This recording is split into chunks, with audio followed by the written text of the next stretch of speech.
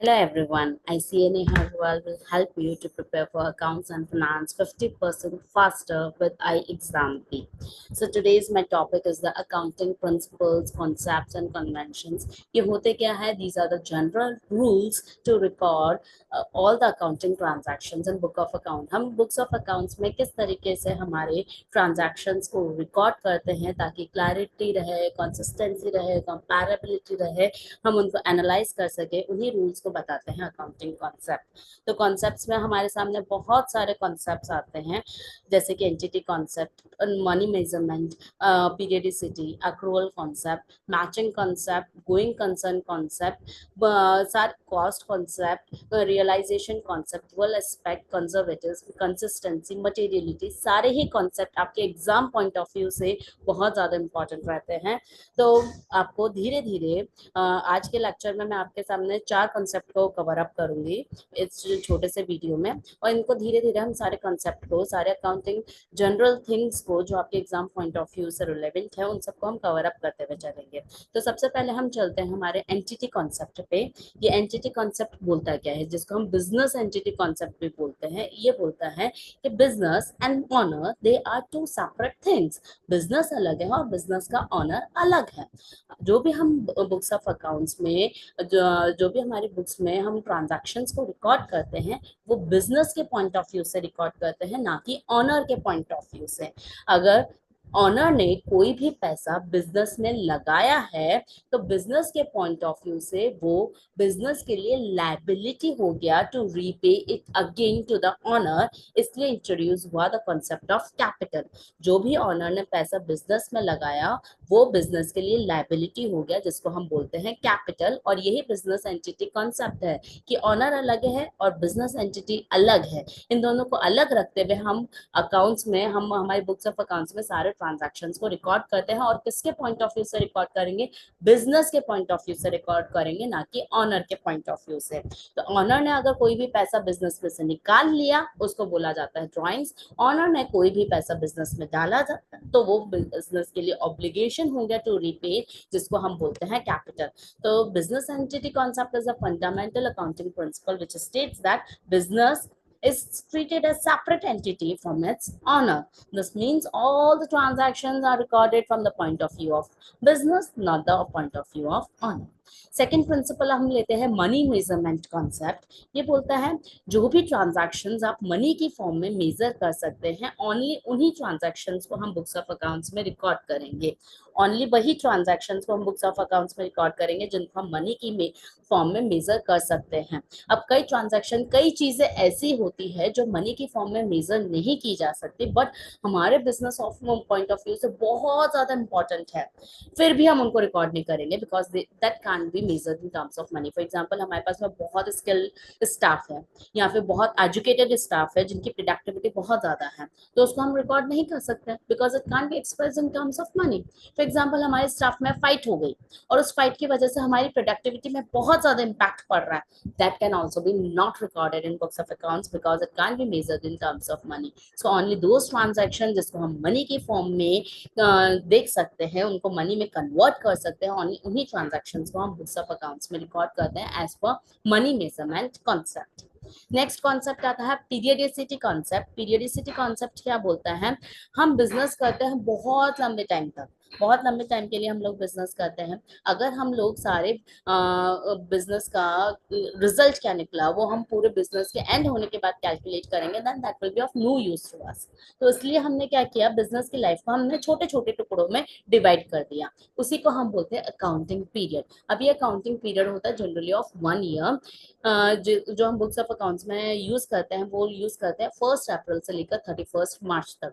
उसी पीरियड के अकॉर्डिंग हम सारे अकाउंटिंग ट्रांजैक्शंस को रिकॉर्ड करेंगे। तो एक साल के फाइनेंशियल्स में 1 अप्रैल से 31 मार्च के बीच में जितने भी ट्रांजैक्शंस हुए हैं, हम उनको रिकॉर्ड करके चलते हैं, और उससे हम कैलकुलेट करते हैं कि हमें ड्यूरिंग द ईयर कितना प्रॉफिट हुआ है, कितना लॉस हुआ है, and at the end of the financial year हमारी फाइनेंशियल पोजीशन क्या है with the help of balance sheet. तो पीरियडिसिटी कॉन्सेप्ट क्या बोलता है, जो भी हमारी लाइफ ऑफ द बिजनेस है उसको हमने छोटे छोटे टुकड़ों में डिवाइड कर दिया in the form of periods, and that period is from 1st April to 31st March, जिसको हम बोलते हैं अकाउंटिंग पीरियड। अब कई फाइनेंशियल्स, कई कॉर्पोरेट्स है, बहुत सारी जगह की रिक्वायरमेंट है जहाँ पे हमें मंथली या फिर क्वार्टरली डेटास को सबमिट करना होता है, then that is also known as the financial या फिर अकाउंटिंग पीरियड, जिस पीरियड के लिए हम लोग फाइनेंशियल्स को बना रहे हैं। Next concept is the accrual concept, very much important from accounts point of view. दो कॉन्सेप्ट होते हैं, एक तो कैश बेसिस होता है, एक अक्रूअल बेसिस होता है। कैश बेसिस बोलता है जैसा पैसा आया उसको रिकॉर्ड कर लो, जितना पैसा गया उसको रिकॉर्ड कर लो। अक्रूअल बेसिस बोलता है जो भी हम बुक्स ऑफ अकाउंट्स में रिकॉर्ड करते हैं ट्रांजैक्शंस को, उसको हम अक्रूअल बेसिस पे करते हैं, ना कि कैश बेसिस पे। अब अक्रूअल बेसिस होता क्या है, जितनी भी इनकम हमने जनरेट की है ड्यूरिंग द ईयर उसको हम रिकॉर्ड करेंगे, चाहे हमें रिसीव हुई है या नहीं हुई, that doesn't matter. Same way जितने भी एक्सपेंस हमने ड्यूरिंग द ईयर इनकर किए हैं उसको हम रिकॉर्ड करेंगे, चाहे हमने उनको पे किया है या नहीं पे किया, दैट डजंट मैटर।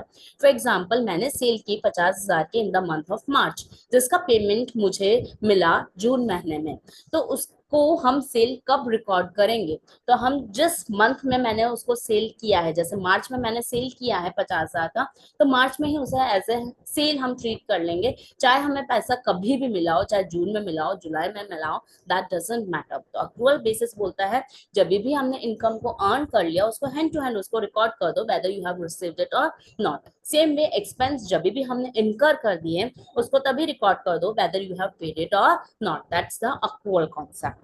सो ये चार कॉन्सेप्ट हमने आज के लेक्चर में कवर अप किए हैं। इसके हम थोड़े बहुत क्वेश्चंस देखते हैं कि इसमें क्वेश्चंस आपको किस तरीके से पूछे जाते हैं। फॉर एग्जांपल, फर्स्ट क्वेश्चन पूछा गया है, The sole proprietorship deposits personal fund into the business account to pay for business expenses. एक सोल प्रोप्राइटरशिप है, एक ऑनर है जिसने पैसा बिजनेस में लगाया, तो अकॉर्डिंग टू एंटिटी कॉन्सेप्ट इसको हम किस तरीके से रिकॉर्ड करेंगे। तो जो पैसा ऑनर ने बिजनेस में लगाया है उसको क्या हम कैपिटल कंट्रीब्यूशन बोलेंगे, बिजनेस एक्सपेंस बोलेंगे, लोन बोलेंगे, पर्सनल इनकम बोलेंगे या ड्रॉइंग्स। तो whatever the amount is invested by the owner into the business, that is known as capital, और whatever amount is withdrawn from the business by the owner, that is known as drawings। ये आपको ध्यान रखना है। Next is a company signs a contract in December to provide services worth ₹10 lakh over 5 months starting January. The company receives 2 lakh as advance in December. Under the accrual concept, how much revenue should be recognized in the December month? Accrual concept बोलता है जब हमने income को earn किया है उस time पे हमें रिकॉर्ड करना है, हमने रिसीव कब किया उससे हमें कोई मैटर नहीं करता। तो हमने यहाँ पर अर्न उसको जो करेंगे, वो जो कॉन्ट्रैक्ट है वो स्टार्ट होगा जनवरी मंथ से 5 मंथ्स के लिए, तो जनवरी से स्टार्ट होगा। दिसंबर में तो हमें ओनली कॉन्ट्रैक्ट मिला है, दिसंबर में हमने उसको एग्जीक्यूट नहीं किया, तो दिसंबर में चाहे हमें कितना भी एडवांस मिला हो, that will not be recorded as a revenue. उसको हमें एज अ रेवेन्यू हम दिसंबर मंथ में रिकॉर्ड नहीं करेंगे। जिस टाइम हमने उसको एग्जीक्यूट किया है उस टाइम पे हम उसे रिकॉर्ड करेंगे। पैसा आपको कभी भी मिले, एक्रूअल बेसिस बोलता है पैसा आपको कभी भी मिले उस टाइम पे हमें रिकॉर्ड नहीं करना, जब हमने उसको अर्न किया है या एक्सपेंस है तो इनकर किया है उस टाइम पे हमें रिकॉर्ड करना है। तो ये जो इनकम है वो हम अर्न करेंगे फ्रॉम जनवरी मंथ से हम उसको अर्निंग चालू करेंगे, चाहे दिसंबर में पैसा मिल गया हो लेकिन उस टाइम पे हम उसे रिवेन्यू नहीं मानेंगे। तो दिसंबर मंथ में जो रिवेन्यू होगी वो होगी 0। Next one is, which of the following transaction is not recorded under the money measurement concept? तो money measurement बोलता है only the transaction which can be expressed in terms of money, हम उन्हीं को रिकॉर्ड करेंगे। तो purchase of machinery, yes it can be recorded in terms of money, उसको money में हम मेजर कर सकते हैं, तो it will be recorded। Employ satisfaction survey result, अब एम्प्लॉयज को कितना सेटिस्फैक्शन मिल रहा है, ये सेटिस्फैक्शन को हम मनी की फॉर्म में मेजर नहीं कर सकते, तो इसको हम हमारे बुक्स ऑफ अकाउंट्स में रिकॉर्ड नहीं कर सकते, because it can be measured in terms of money. Sale of goods हम रिकॉर्ड कर सकते हैं, मेजर मनी के फॉर्म में कर सकते हैं। Payment of electricity bill, again it can B expressed in terms of money, so it will be recorded. Receipt of bank loan, again it can be expressed in terms of money, so it can be recorded. So the correct answer is option B. Next is, a business prepares financial statements every quarter. It incurs an annual insurance expense of 1,20,000 on 1st April. Now the question is, how much insurance expense should be recorded in the first quarter ending June 30 under the periodicity concept? ये बोल रहा है कि हम जो period है उसको 3 months का हम लोग ने पीरियड बनाया है, पूरे साल के इंश्योरेंस के एक्सपेंस है 1,20,000, तो इस क्वार्टर से रिलेटेड कितना हम एक्सपेंस को रिकॉर्ड करेंगे? तो ये क्वार्टर है 3 मंथ्स का, तो जो एक्सपेंस है वो 3 मंथ से रिलेटेड हम एक्सपेंसेस को रिकॉर्ड करेंगे। तो 1,20,000 is related to the complete year, तो 3 मंथ्स का हो जाएगा ये हमारे 30,000 के expenses. So as per periodicity concept and accrual concept, only 30,000 will be recorded as expense during the this period. Next one is, a company issues goods worth rupees 50,000 on credit on March 31st. हमने मार्च 31st को goods को issue कर दिया, goods sale कर दिए worth rupees 50,000 to be paid after 60 days, but हमको जो payment मिलेगा वो कब मिलेगा? After 60 days।